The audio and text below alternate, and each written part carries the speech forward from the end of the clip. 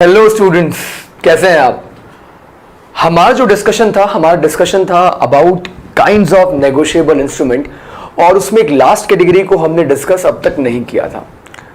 तो अपने प्रॉमिस को पूरा करते हुए आगे मैं आपके साथ डिस्कस करता हूं कि नेगोशिएबल इंस्ट्रूमेंट को और दो फर्दर कैटेगरीज में डिवाइड कर सकते हैं और उनमें जो दो लास्ट जो कैटेगरी थी उस कैटेगरी में जो दो सब कैटेगरीज थी वो दो सब कैटेगरीज थी इनकोहेट इंस्ट्रूमेंट एंड एम्बिगुअस इंस्ट्रूमेंट।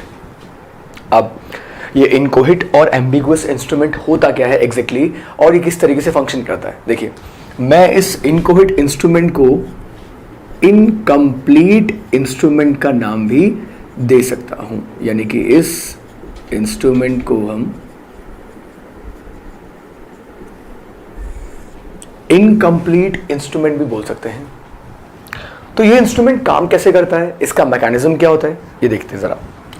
एक नेगोशिएबल इंस्ट्रूमेंट है, एक नेगोशिएबल इंस्ट्रूमेंट है और उस नेगोशिएबल इंस्ट्रूमेंट को बनाने वाले ने उसमें सिग्नेचर तो कर दिया है और उस नेगोशिएबल इंस्ट्रूमेंट पे स्टैंप ड्यूटी भी पे कर दी है। सो स्टैंप ड्यूटी एंड सिग्नेचर कर दिया है। बट उस नेगोशिएबल इंस्ट्रूमेंट में चाहे वो बिल्स ऑफ एक्सचेंज हो चाहे वो प्रॉमिसरी नोट हो, अमाउंट जो है that amount is not filled, amount mention नहीं है। और अमाउंट मेंशन नहीं है तो इसलिए हमने बोल दिया कि दिस इंस्ट्रूमेंट, क्योंकि इसमें अमाउंट मेंशन नहीं है तो इसे हम बोल सकते हैं कि सर ये इंस्ट्रूमेंट इनकम्प्लीट है, राइट। लेकिन इस पर एक स्टैंप ड्यूटी लगी हुई है। ये स्टैंप ड्यूटी कौन सी होती है? इस स्टैंप ड्यूटी को हम कहते हैं रेवेन्यू स्टैंप। रेवेन्यू स्टैंप आपने जरूर देखी होगी। देखिए, मैं आपको एक बात यहाँ बड़ी अच्छी बात आपको मैं क्लियर कर देता हूँ कि जितने रुपए की रेवेन्यू स्टैंप किसी नेगोशिएबल इंस्ट्रूमेंट के ऊपर लगी होती है ना, वो रेवेन्यू स्टैंप एक फिक्स्ड अमाउंट को कवर करती है। सो दैट मीन्स कि अगर मैंने यहाँ पे 2 रुपीज़ की रेवेन्यू स्टैंप लगाई है तो वो जो नेगोशिएबल इंस्ट्रूमेंट है उसकी वैल्यू मैक्सिमम 10,000 हो सकती है।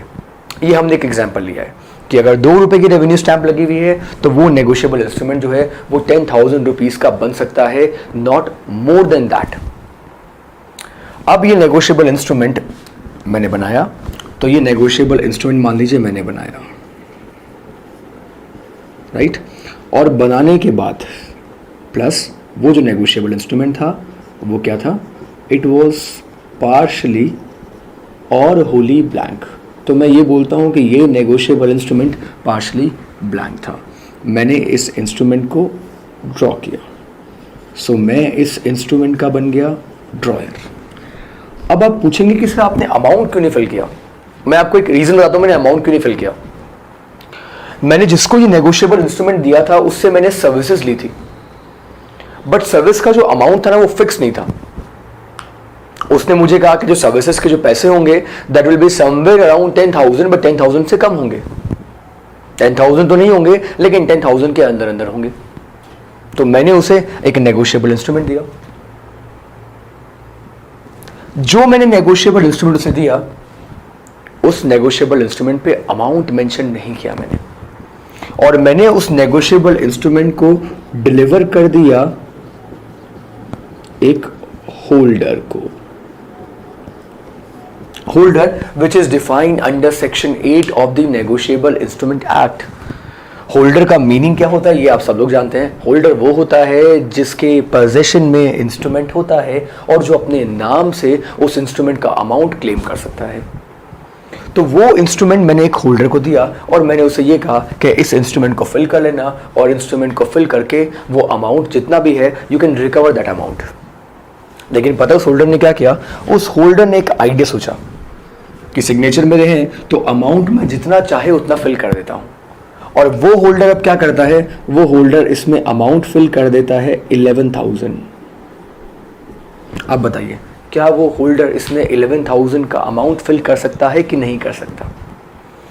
वो होल्डर इस इंस्ट्रूमेंट में 11,000 का अमाउंट फिल नहीं कर सकता। The reason is negotiable instrument अगर किसी होल्डर को मिलता है and if that instrument is a inchoate instrument, तो उसकी ड्यूटी ये बनती है कि वो उतना अमाउंट ही फिल करे जितना अमाउंट फिल करने के लिए ही वॉज ऑथोराइज्ड। तो जो सर्विसेज मैंने ली थी, अगर उसका टोटल पेमेंट बन रहा है 9000, तो वो इसमें सिर्फ 9000 फिल कर सकता है, उससे ज़्यादा नहीं कर सकता। तो 9000 फिल करना तो अलाउड है, लेकिन उससे ज़्यादा फिल करना अलाउड नहीं है। अब आप पूछेंगे कि सर मान लीजिए आपका सिग्नेचर तो है और उसने अगर ज़्यादा अमाउंट फिल कर दिया तो उससे क्या अमाउंट नहीं मिलेगा? चेक में भी तो ऐसे ही होता है, चेक में साइन कर दिया, अमाउंट जितना मन करे उतना फिल कर लो और वो अमाउंट रिकवर कर लो। ऐसा नहीं हो सकता, ऐसा नहीं हो सकता। द रीज़न इज ऊपर एक स्टैंप ड्यूटी लगी हुई है और स्टैंप ड्यूटी एक अमाउंट कवर करती है। तो जब उस स्टैंप ड्यूटी के अकॉर्डिंग उस नेगोशिएबल इंस्ट्रूमेंट का पेमेंट किया जाएगा तो पे करने वाला पर्सन ये देखेगा कि स्टैंप ड्यूटी कितने अमाउंट की लगी हुई है, तो उससे ज़्यादा अमाउंट कोई क्लेम नहीं कर सकता। और जब ये इंस्ट्रूमेंट होल्डर के पास में है तो होल्डर की ड्यूटी ये बनती है कि जितना अमाउंट मांगने के लिए वो लीगली एंटाइटल्ड है उतना ही अमाउंट फिल करे। अब ये बात जब होल्डर को पता लगी तो होल्डर के दिमाग में एक आइडिया आया। होल्डर ने उस इंस्ट्रूमेंट को फर्दर नेगोशिएट कर दिया to a holder in due course.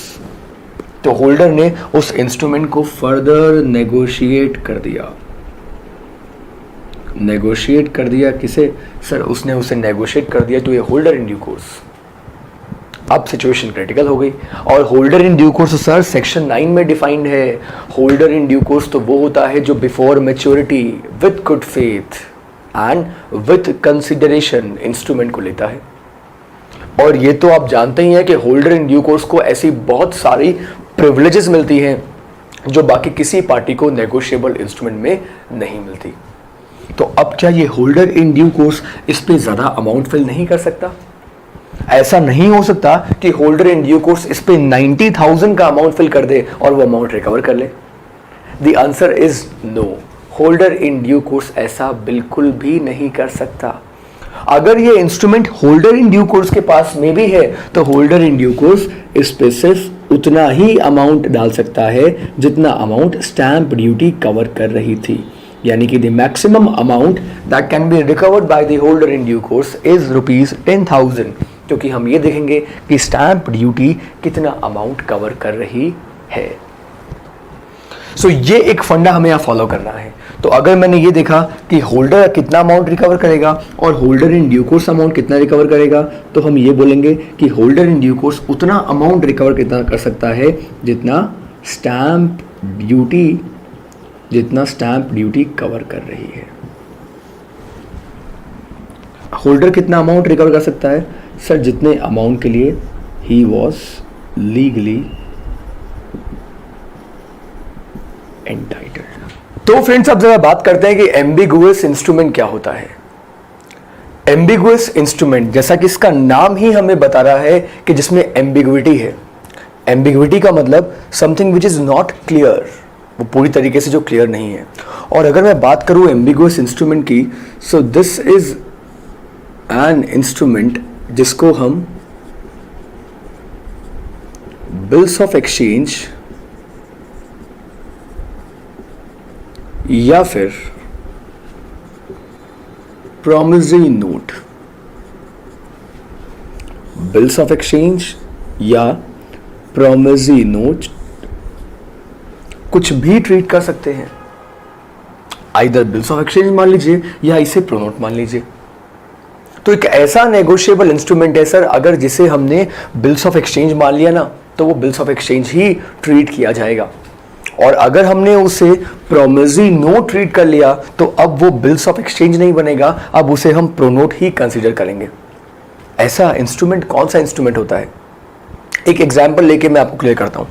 इसका बेस्ट एग्जाम्पल जो है that could be demand draft. इसका बेस्ट एग्जाम्पल डिमांड ड्राफ्ट बन सकता है। आप पूछेंगे sir demand draft ambiguous instrument का एग्जाम्पल कैसे बन सकता है? तो मैं आपको जरा एक्सप्लेन करता हूं। डिमांड ड्राफ्ट एग्जाम्पल इस तरीके से हो सकता है कि अगर आपको अपने कॉलेज की फीस भरनी है, आपको फीस पे करनी है और फीस पे किसको करनी है? आपको अपने कॉलेज में अपनी फीस डिपॉजिट करवानी है। फीस डिपॉजिट करने के लिए आपको क्या रिक्वायर्ड है? सर फीस डिपॉजिट करवाने के लिए कॉलेज ने कहा है कि डिमांड ड्राफ्ट लगेगा, राइट? वो डिमांड ड्राफ्ट आपने एक बैंक से बनवाया, और मैं उस बैंक का नाम बोलता हूं कि that bank was bank of Baroda. तो अगर आपने बैंक ऑफ बड़ौदा की कोलकाता ब्रांच से दिल्ली में जो आपका कॉलेज है उसका आपने डिमांड ड्राफ्ट बनाया, और बैंक ऑफ बड़ौदा कोलकाता ने आपको एक डिमांड ड्राफ्ट इशू किया, और ये डिमांड ड्राफ्ट किसके लिए बनाया है? ये डिमांड ड्राफ्ट बनाया है बैंक ऑफ बड़ौदा दिल्ली के लिए। इस डिमांड ड्राफ्ट को जब आपका कॉलेज प्रेजेंट करेगा बैंक ऑफ बड़ौदा दिल्ली को, तो बैंक ऑफ बड़ौदा पेमेंट कर देगा किसको? आपके कॉलेज को। लेकिन क्योंकि आपके पेरेंट्स, क्योंकि आपकी फैमिली कोलकाता में रहती है, तो आपने जो फीस का डिमांड ड्राफ्ट बनवाया था वो कलकत्ता में बनाया था। बैंक दोनों जगह सेम है, एक कोलकाता का बैंक ऑफ बड़ौदा है और एक दिल्ली में बैंक ऑफ बड़ौदा है, लेकिन आपका कॉलेज तो दिल्ली में है। तो सर अगर वो डिमांड ड्राफ्ट कोलकाता वाली ब्रांच ने बनाया है, तो क्या कोलकाता वाली ब्रांच ने दिल्ली वाली ब्रांच को ऑर्डर किया है? आप बोलेंगे हाँ सर बिल्कुल ऑर्डर किया है। यानी कि कोलकाता वाली ब्रांच ने दिल्ली वाली ब्रांच को ये कहा है कि जो आपका कॉलेज है उसे एक फिक्स्ड अमाउंट पे करना है फीस का। मान लीजिए दैट अमाउंट वाज 30,000, तो 30,000 का पेमेंट करने का ऑर्डर किसने दिया है? सर कोलकाता वाली ब्रांच ने दिल्ली वाली ब्रांच को दिया है। तो हमने बात की ऑर्डर की, तो जहां ऑर्डर होता है वो इंस्ट्रूमेंट बन जाता है बिल्स ऑफ एक्सचेंज, क्योंकि बिल्स ऑफ एक्सचेंज में एक पर्सन दूसरे पर्सन को ऑर्डर करता है टू पे ए स्पेसिफिक अमाउंट। तो स्पेसिफिक अमाउंट पे करने का ऑर्डर होता है बिल्स ऑफ एक्सचेंज में।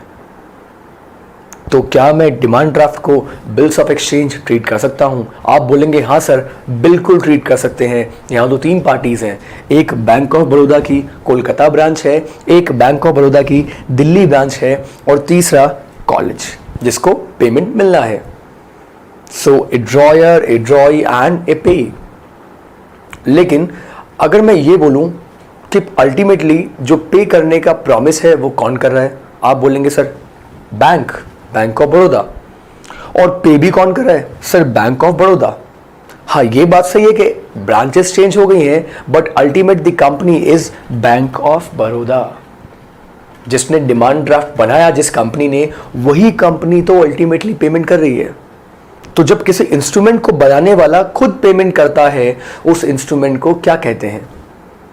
आप बोलेंगे सर उस इंस्ट्रूमेंट को तो प्रॉमिसरी नोट कहते हैं, और प्रॉमिसरी नोट को जो बनाता है वही तो उसका पेमेंट करता है, और इसीलिए हम कहते हैं कि प्रॉमिसरी नोट में एक्सेप्टेंस रिक्वायर्ड नहीं होती, क्योंकि जिसने उस इंस्ट्रूमेंट को बनाया था वही इस इंस्ट्रूमेंट का पेमेंट कर देगा।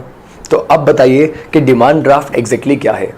क्या डिमांड ड्राफ्ट को मैं बिल्स ऑफ एक्सचेंज बोलूं, या डिमांड ड्राफ्ट को मैं एक प्रॉमिसरी नोट या प्रोनोट कहूं? तो अब शायद आपका आंसर होगा कि सर इसे तो दोनों में से कुछ भी प्रिज्यूम कर लीजिए, क्योंकि डिमांड ड्राफ्ट में दोनों के फीचर हैं।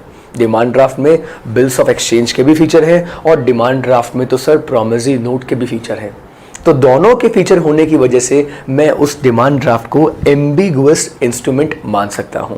और ये मैंने आपको पहले भी बताया कि एम्बिगुअस इंस्ट्रूमेंट को 2 में से कोई एक इंस्ट्रूमेंट हम ट्रीट कर सकते हैं। आइदर उसे हम बिल्स ऑफ एक्सचेंज ट्रीट कर सकते हैं, या उसे हम प्रॉमिसरी नोट ट्रीट कर सकते हैं। तो ये हमने आज 2 कैटेगरीज, इंपॉर्टेंट कैटेगरीज डिस्कस करी नेगोशिएबल इंस्ट्रूमेंट की। First one is inchoate and second one is ambiguous instrument. Stay tuned for more videos. Thank you so much.